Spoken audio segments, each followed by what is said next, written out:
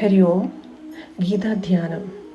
ഓം പാർത്ഥായ പ്രതിബോധിതാം ഭഗവതാം നാരായണേന സ്വയം വ്യാസേന ഗ്രഥിതാം പുരാണമുനീന മധ്യേ മഹാഭാരതം അദ്വൈതാമൃതവർഷിണീം ഭഗവതീം അഷ്ടാദശാധ്യായിനീം അംബ ത്വാമനുസന്ധദ്ധാമി ഭഗവദ്ഗീതേ ഭവതേഷിണീം. ഭഗവാൻ ശ്രീനാരായണൻ തന്നെ പാർത്ഥന് നേരിട്ടുപദേശിച്ചതും പ്രാചീന മഹർഷിയായ വേദവ്യാസൻ മഹാഭാരത മധ്യത്തിൽ എഴുതി വെച്ചതും അദ്വൈതാമൃതം വർഷിക്കുന്നതും 18 അധ്യായങ്ങളോട് കൂടിയതും ഭഗവതിയും സംസാരനാശിനിയുമായ അല്ലയോ ഗീതാമാതാവേ, ഞാൻ അവിടുത്തെ പിന്തുടർന്ന് മനസ്സുകൊണ്ട് സദാ ധ്യാനിക്കുന്നു.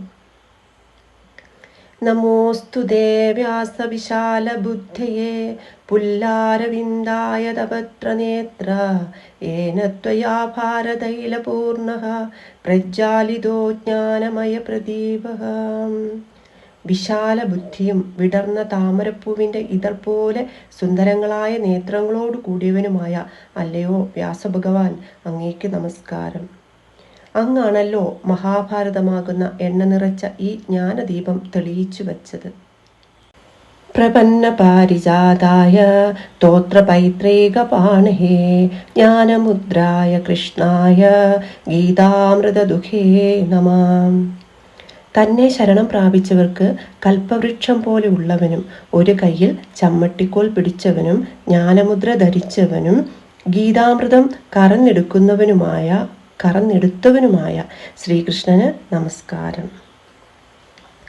സർവോപനിഷദോ ഗാവോ ദോഗ്ധാ ഗോപാലനന്ദന പാർത്ഥോ വത്സസുധീർഭോഗ്ധാ ദുഗ്ധം ഗീതാമൃതം മഹത്. ഉപനിഷത്തുക്കളാകുന്ന പശുക്കൾ, ശ്രീകൃഷ്ണനാകുന്ന കറവക്കാരൻ, അർജുനനാകുന്ന പശുക്കിടാവ്, കറന്നെടുത്ത പാല് മഹത്തായ ഗീതാമൃതം അനുഭവിക്കുന്നതോ വിദ്വാൻമാരും. വസുദേവസുതം ദേവം കംസചാണൂരമർദ്ദനം ദേവകീ പരമാനന്ദം കൃഷ്ണം വന്ദേ ജഗദ്ഗുരും. വസുദേവരുടെ മകനും ദേവനും കംസചാണൂരാദികളെ മർദ്ദിച്ചവനും മാതാവായ ദേവകിക്ക് പരമാനന്ദം പകർന്നു കൊടുത്തവനും ജഗദ്ഗുരുവുമായ ശ്രീകൃഷ്ണനെ ഞാൻ വന്ദിക്കുന്നു. ഭീഷ്മദ്രോണതടാ ജയദ്രജല ഗാന്ധാര നീലോൽപല ശല്യഗ്രാഹവതി കൃപേണ വഹിനി കർണേന വേലാകുല അശ്വത്ഥാമ വികർണഘോരമകര ദുര്യോധനാവർത്തിനി സോതീർണ ഖലു പാണ്ഡവൈരണനദി കൈവർത്തക കേശവ.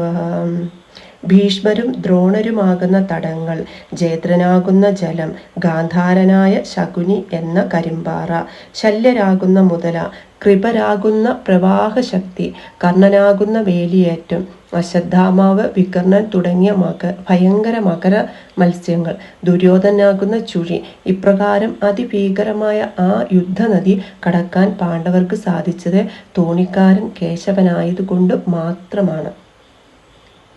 പാരാശര്യവച സരോജമമലം ഗീതാർത്ഥഗണ്ഡോത്കടം നാനാഖ്യാനകേസരം ഹരികഥാ സംബോധനാബോധിതം ലോകേ സജ്ജന ഷട്പദൈരഹരകപേപീയമാനം ഉദാ ഭൂയാദു ഭാരതപങ്കജം കലിമലപ്രദ്വംസിനാ ശ്രേയസേ.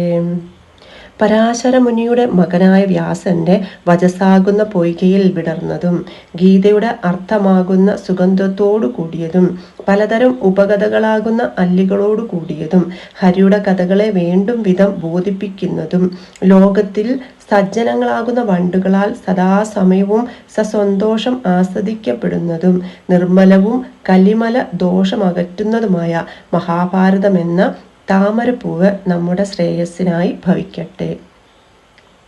മൂകം കരോതി വാചാലം പങ്കും ലംഘയതേ ഗിരിം യത്കൃപാതമഹം വന്ദേ പരമാനന്ദമാധവം. ഏതൊരാളുടെ കാരുണ്യം മൂകനെ വാചാലനും മുടന്തനെ മല കയറാൻ പ്രാപ്തനും ആക്കി തീർക്കുന്നുവോ ആ ലക്ഷ്മി വല്ലഭനും പരമാനന്ദ സ്വരൂപനുമായ ശ്രീഹരിയെ ഞാൻ വന്ദിക്കുന്നു.